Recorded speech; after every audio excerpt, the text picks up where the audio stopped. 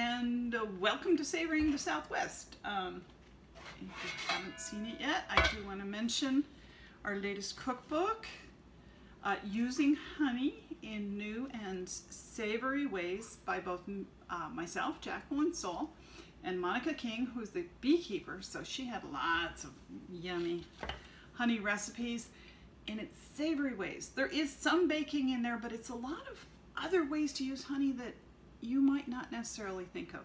So want to encourage you to take a look at that book.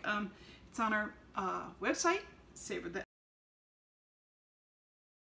Here today to talk about the results of making capers from Palo Verde buds, flower buds. Now, capers that we like to eat and we think of as capers, they're actually the flower buds of the caper bush. And you can see here, they actually start out very bright green, but once they are placed in a brine, they turn this sort of olive drab. And that's what we have found with the capers we made using Palo Verde flower buds, I should say. So that's the traditional capers that most of us are used to. There's another caper that you may or may not be familiar with. It's called caper berries. Instead of taking the flower bud, they let the flower actually get pollinated, and these caperones or caper berries have seeds in them. So there are a number of fruits that you can brine and turn into an edible substance. And if you think about that, olives, that's all you brine olives, and they turn into something quite luscious to eat. So caperones, they're commonly put in cocktails, but I like to throw a few in salads. Make sure you take that little stemmy thing off. If you put it in a salad. In a cocktail, I guess you can chew on it. So how we made our capers, we got the flower buds off the Palo Verdes, and we mixed together 1 tablespoon of salt, the big one, tablespoon, with 2 cups of water. And then we just put the flower buds in there and put them in the fridge and left them for a month. And every so often I shook them up, which is why some came out around the bottom. But this one was in brine. Now, sometimes you get capers that are in, you read the instructions or the ingredients and it says water, vinegar, salt. And that would be a half and half mixture. And I can see there's a little bit of color difference. The ones that are just in brine are a little greener. The ones that are in brine and vinegar have turned a little more olive drab. And how I know? I don't know. I don't think you can read this. I wrote on it with a Sharpie. And then if you want to ever use this jar for anything else, you know what you do? Clean it off with alcohol. Alcohol just cleans off the Sharpies.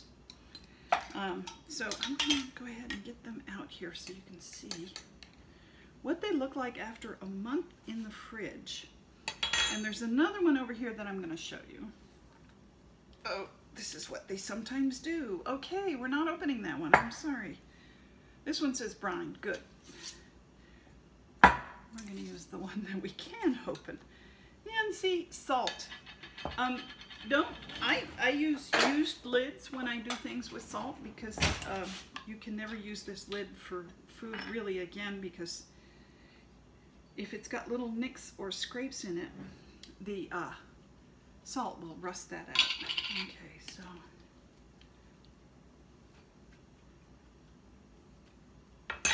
you could probably see the difference better, the brine versus the brine plus vinegar. The one remains more green and the other turns more olive drab. And here's the flavor test. I haven't done this yet, so I hope I don't make a face.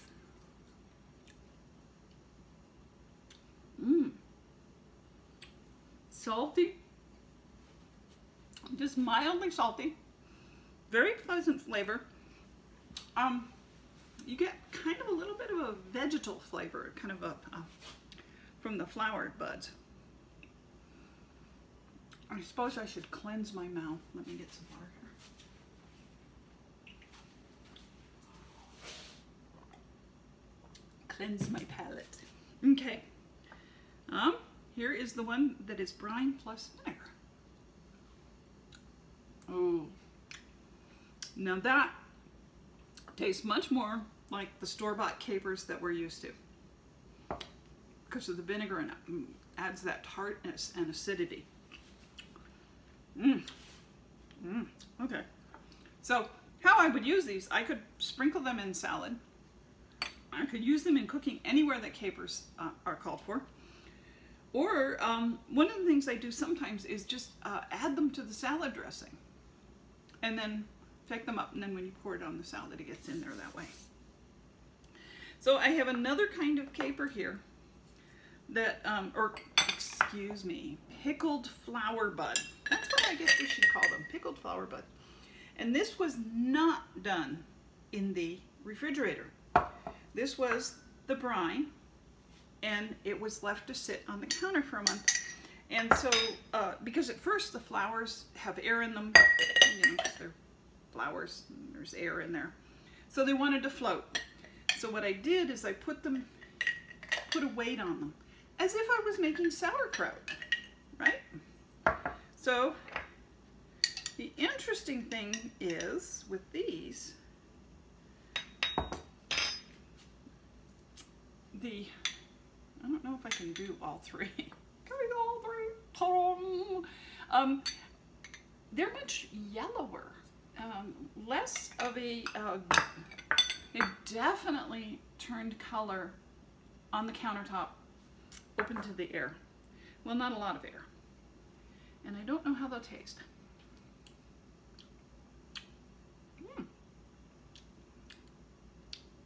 They definitely taste much more pickled.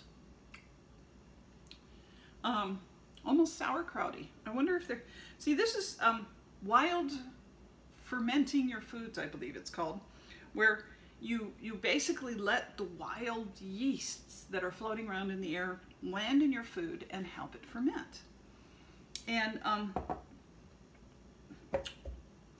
a different flavor.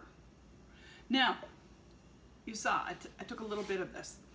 I'm going to say that's enough for me to taste for today, because if I start, like, my tongue swells up or whatever, I have some sort of allergic response, I don't want to have eaten a whole bunch of this, and then my body will be overwhelmed with allergic response. So definitely when you try a new food, don't overdo it.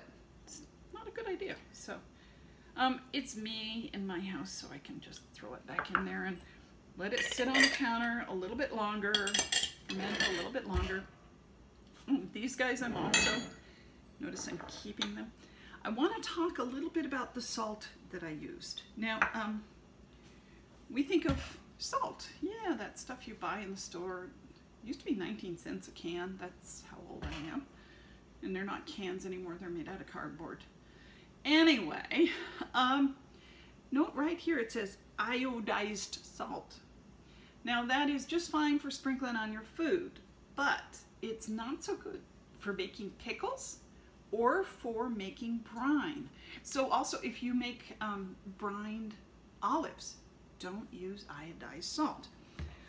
Don't use this nice pink Himalayan salt either. It's pink because it has, here, pink Himalayan salt. See that? It's pink because it has iron in it. Now iron's very good for you, and it actually definitely is excellent on food because it adds another note of flavor that you can taste on food, but it's not for pickling. So I'm going to go bloop. A non-iodized salt is what you want to use for any sort of pickling at all. Coarse kosher salt, it's non-iodized. It says right on it, it does not supply, not a significant source of iodine. So that's good.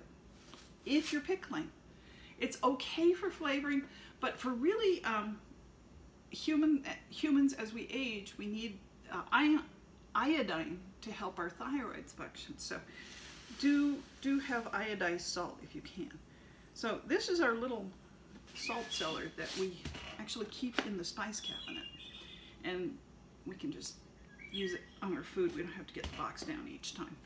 But kosher salt is in flat flakes, and this means it's very good for koshering your meat, which is to help bring the blood out, technically. That's why it's even called kosher salt. It's used to kosherize meat, but the flat flakes are better with like your raw foods to help bring the moistures out, or whatever moisture it might be. So if you're making a cucumber salad, or even eggplant, you know how it says salt the eggplant and leave it set for a while before you cook it and rinse it off? Iodized salt, or excuse me, kosher salt, because of the flat flakes, will lay flatter on your eggplant and do a much better job of drawing the moisture out. So that a little bit about capers that you can make. It doesn't have to be Palo Verde flowers. Oh boy, I have to get that list up. There are so many different plants you can use. Many flower buds. Like, don't use oleander. I think that's obvious. Don't use anything poisonous. But you could definitely use nasturtiums, are very popular. Mustards. If you have radishes growing in your garden and they've gone to seed or started to flower, you know, those flower buds are great. And you know what else is good? Broccoli buds. So the broccolis, if they... you can take those broccolis, those little tiny broccolis, and crumble them into a brine. And the recipe again is 1 tablespoon of salt in 2 cups of water, and you just let it sit. And when you make olives, it's a whole nother story, and we'll do that some other day. But then you have to change the brine constantly. So just real easy pickled flower buds, Palo Verdes, nasturtiums, ooh, pansies. They make good little pickled buds too. So hope you enjoyed this version of Savor the Southwest. Like us, follow us, all that good stuff they always tell you. Thank you.